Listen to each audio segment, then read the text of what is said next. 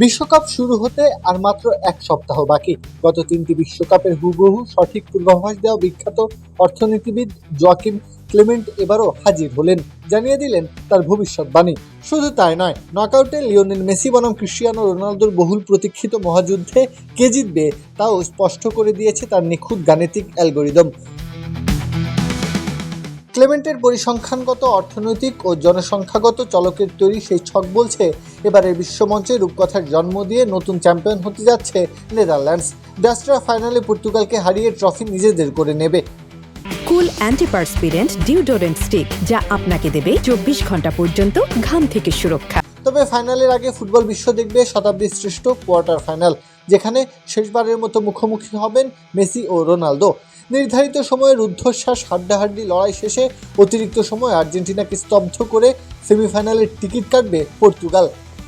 এরপর সেমিফাইনালে ইংল্যান্ডের বাধা টপকে তারা ফাইনালে উঠলেও ডাচ ট্র্যাজেডির সামনে রানার্স আপ হয়েই মাঠ ছাড়তে হবে ক্রিস্টিয়ানো রোনালদোর দলকে। এই দুই পরাশক্তির নকআউট পর্বে ওঠার রাস্তাটাও হবে বেশ নাটকীয়। বর্তমান বিশ্বজয়ী আর্জেন্টিনা গ্রুপ জে এবং পর্তুগাল গ্রুপ কে থেকে চ্যাম্পিয়ন হয়ে পরের রাউন্ডে যাবে। এরপর রাউন্ড অফ 32 এর বাধা টপকাতে আর্জেন্টিনাকে হারাতে হবে লাতিন প্রতিবেশী উরুগুয়েকে এবং আইভরি কোস্টকে বিদায় করবে পর্তুগাল।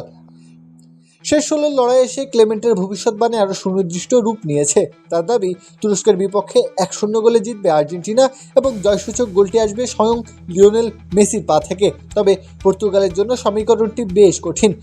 সুইজারল্যান্ডের বিপক্ষে তারা কেবল তখনই জিততে পারবে যদি ক্রিস্টিয়ানো রোনালদোকে শুরুর একাদশে না রাখা হয়। কাগজ কলমের এই জটিল হিসাব আর মাঠের ভেজা ঘাসের বাস্তবতার আকাশ পাতাল তফাৎ। ক্লেমেন্টের পরিসংখ্যানের খাতা হয়তো নেদারল্যান্ডস বা পর্তুগালকে এগিয়ে রাখছে, কিন্তু ফুটবল তার চিরচেনা রূপকথা লেখে মাঠেই। এই গাণিতিক ছক সত্যি হবে নাকি সব হিসাব উল্টে মেসি বা রোনালদো কেউ একজন শেষ হাসি হাসবেন? তার উত্তর পেতে আপাতত চাতক পাখির মতো চেয়ে থাকতে হচ্ছে ফুটবল বিশ্বকে। প্রত্যহ কাব্য, খেলা 71।